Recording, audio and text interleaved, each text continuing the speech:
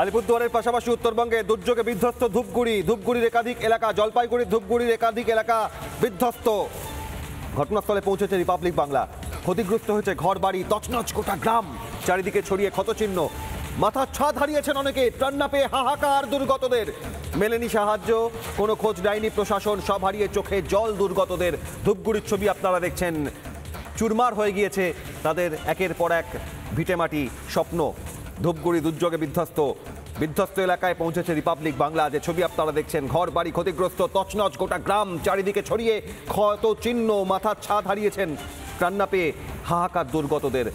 ত্রাণ পাচ্ছেন না, প্রতিকূল পরিস্থিতি, প্রশাসনকে পাশে পাচ্ছেন না ক্ষোভ ধূপগুড়ির ক্ষতিগ্রস্তদের, বিপর্যস্তদের। আমাদের প্রতিনিধি অনুপম পাত্র পৌঁছে গিয়েছিলেন ধূপগুড়ির ঘটনাস্থলে। দেখুন কি বলছেন স্থানীয়রা।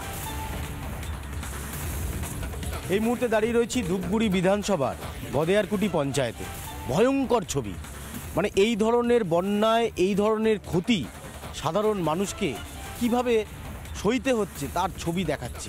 আপনারা দেখুন যে কি পরিস্থিতি তৈরি হয়েছিল যখন বন্যার জল ঢুকে গোটা গ্রাম তছনছ করেছে। এই মুহূর্তে একটা বাড়ির ছবি দেখাচ্ছি, আমরা দেখতে পাচ্ছি সেই বাড়িতে এই মুহূর্তে বাড়ি বলে আর কিছু নেই, গোটা জায়গাটাই কিন্তু আমরা দেখতে পাচ্ছি ভেঙে গিয়েছে। যার বাড়ি তার সম্পূর্ণ জায়গাটা ভেঙে গিয়েছে। এই গ্রামের মানুষের কাছ থেকে সেই সমস্ত কথা শুনবো যে ঠিক কী হয়েছিল, এবং সেদিনকের রাত হয়তো জীবনে অতীতে আর কোনোদিন তারা ভুলতে পারবেন কি না সেটা যথেষ্ট সন্দেহ রয়েছে। কি পরিস্থিতি হয়েছে? পরিস্থিতি খুব ভয়াবহ। এখানে কোনো প্রশাসন বা কোনো সরকারি জিনিস আসে নাই আজকে 6 দিন ধরে, ঠিক আছে। মানে কি বলবো, এখানে তো বলার আর কোনো কিছুই নেই। স্পটে কেউ আসে না, প্রশাসন বাইরে থেকে ওদিকে এমএলএ এমপিরা যা আছে মানে বাইরে ঘুরে চলে যায়। কোনো প্রধান পঞ্চায়েত এমএলএ এমপি যা আছে কেউ এখানে আসে না, কোনো খোঁজই নেয় না এখানে। না, আমরা কিছু সুবিধা পাই নাই। খুব আমাদের অবস্থা তো আপনারা দেখতেছেন, আমাদের মনে করেন যে বলাই যায় না এই অবস্থাটা, যেইভাবে আমরা আছি। আমাদের কোনো আসে না, কোনো সরকারি মনে করেন যে সুযোগ সুবিধা আমরা কিচ্ছু পাইতেছি না। ভিডিও কিচ্ছু আসে না। নির্মলের বাড়ি অঞ্চলের প্রধানের বাড়ি আমাদের বাড়ির পাশেই। নির্মল আজ পর্যন্ত আমাদেরকে এখানে আসে একটা সান্ত্বনাও দিয়েও যায়নি।